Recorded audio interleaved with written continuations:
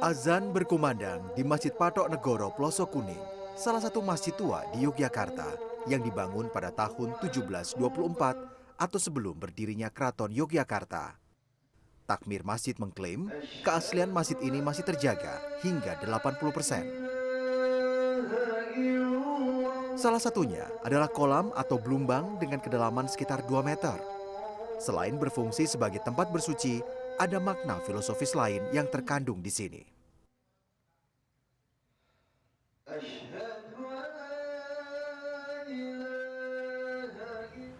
Kolam atau belumbang yang berada di sekeliling masjid-masjid tua di Yogyakarta merupakan sebuah konsepsi dari ayat di Al-Quran yang menyatakan bahwa singgasana Allah berada di atas air.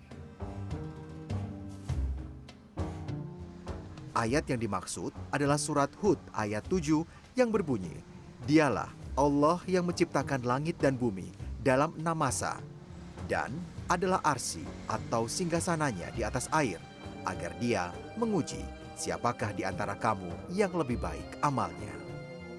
Masjid Patok Negoro terdiri dari satu ruang utama sholat yang ditopang 4 pilar utama.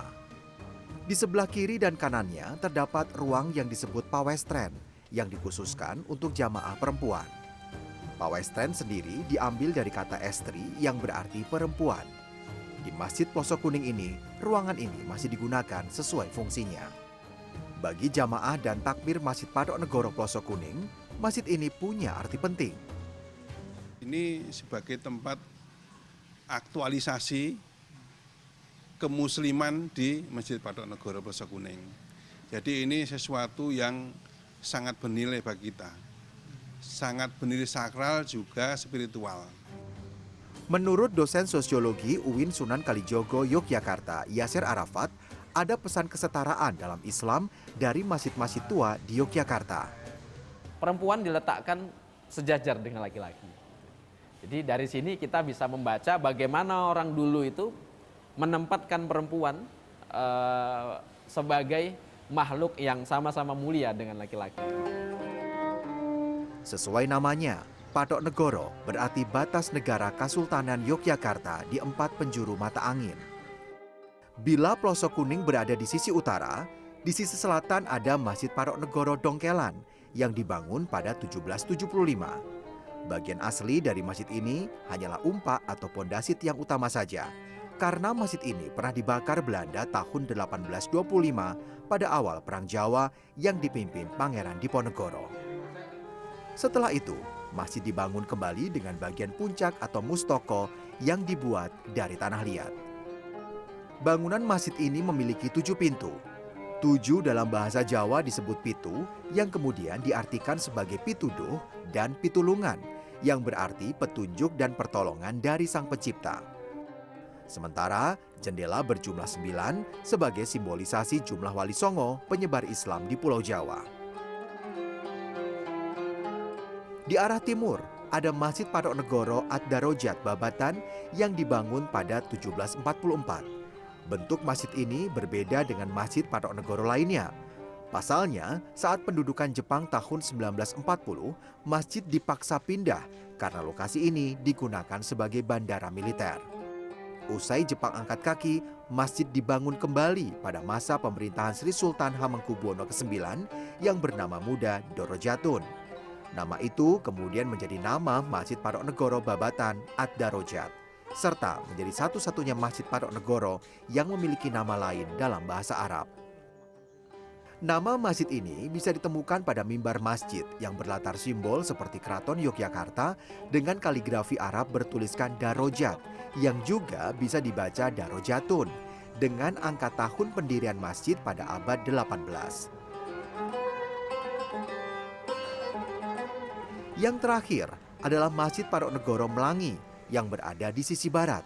Di antara Masjid Patok Negoro lain, masjid ini disebut yang paling tua yang dibangun oleh Bendoro Pangeran Hangabei Sandio atau yang dikenal dengan Kiai Nur Iman pada 1724. Kiai Nur Iman adalah kakak kandung dari Sri Sultan Hamengkubuwono I. Di masa lalu, Serambi ini menjadi tempat untuk mengatur strategi melawan Belanda, termasuk pada Perang Jawa tahun 1825 hingga 1830. Melangi berasal dari kata mulangi yang berarti mengajar. Sejak awal, ini sudah menjadi tempat belajar santri pada kiainya, hingga diformalkan menjadi pondok pesantren mulai tahun 1932. Pada bulan Ramadan, semua masjid Patok Negoro aktif melakukan kajian yang berlokasi di serambi masjid, karena ruang utama masjid hanya digunakan untuk ibadah sholat. Pengajian ini biasanya dilakukan usai sholat asar hingga jelang waktu berbuka puasa.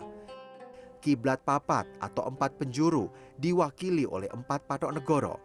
Lalu, di mana pusat atau pancer dari kelima masjid itu? Pancernya Masjid Gede Kauman. Ini yang nanti disebut dengan kiblat papat kalimo pancer. Yang 4 ini adalah patoknya, yang Masjid Gede Kauman adalah pancernya. Masjid Gede Kauman adalah masjid tertua yang dibangun bersama Keraton Yogyakarta, yaitu pada tahun 1755 dan selesai pada 1773. Masjid Gede Kauman berarsitektur Jawa dengan atap tumpang 3 yang melambangkan tahapan kehidupan spiritual Islam, yaitu syariat, hakikat, dan makrifat. Hingga kini, Masjid Gede Kauman masih digunakan dalam perayaan Hari Besar Islam bernuansa Jawa seperti Grebek. Nah, pembahasan tentang masjid-masjid tua di Yogyakarta tidak lengkap rasanya tanpa wisata kuliner Ramadan yang sudah lama eksis juga. Lokasinya berada di kawasan Kauman, yaitu Pasar Sore Ramadan Kauman.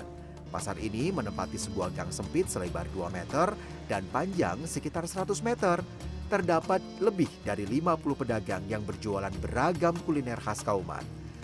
Salah satu pelopor awal yang masih bertahan adalah Warung Mbah Wono yang kini dikelola oleh generasi kedua. Yang jualan sejak tahun 98, jadi saya kecil. Dulu masih ada di pinggir-pinggir, belum ada tenda. Masih hujanan sampai sekarang, alhamdulillah sampai sekarang. Dewi Setia menjual kudapan khas Kauman yang hanya muncul saat bulan Ramadan saja, yaitu kica. Kica dibuat dari bahan dasar berupa beras ketan, parutan kelapa, santan, gula merah, dan nangka.